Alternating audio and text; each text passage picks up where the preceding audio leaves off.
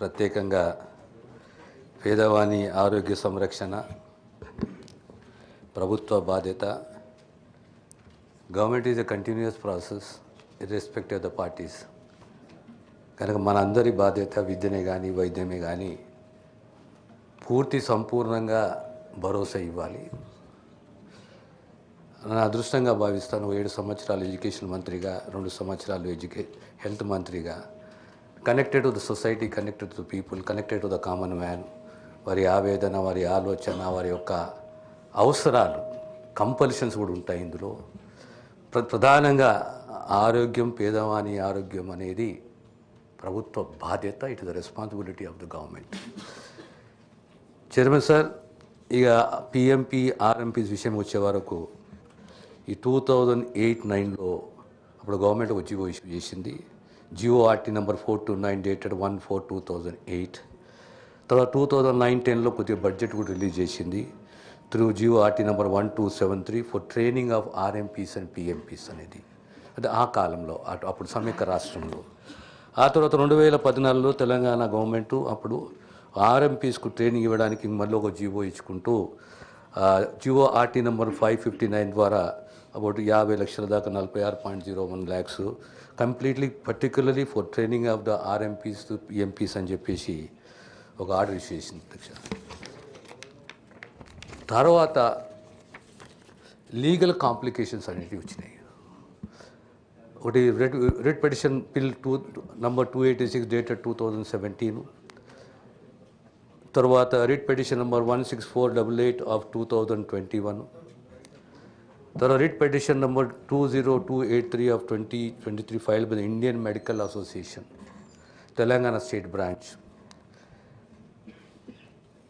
దీనిపైన their prayer was that state government shall not conduct any programme qualifying RMPs PMP to practise medicine on par with the doctors అని చెప్పారు.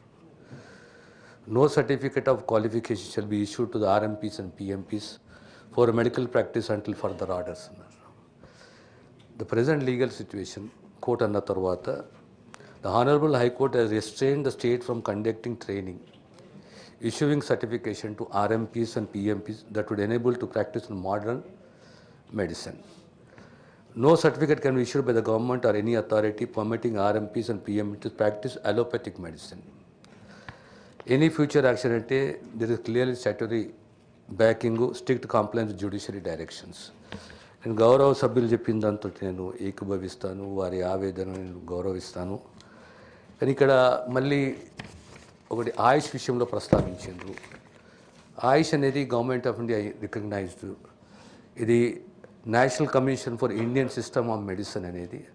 దాని పర్యవేక్షణలో ఆయుష్, homeopathy కానీ, ఆయుర్వేదే కానీ, యునాని కానీ ఇవన్నీ దాని పర్యవేక్షణలో కోర్సెస్ ఉన్నాయి. 5 years courses, BAMS, BHMS, BUMS ఇవన్నీ కూడా ఉన్నాయి.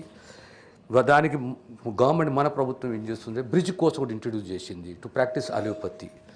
ఆ బ్రిడ్జ్ కోర్సు అనేది we have introduce the bridge course.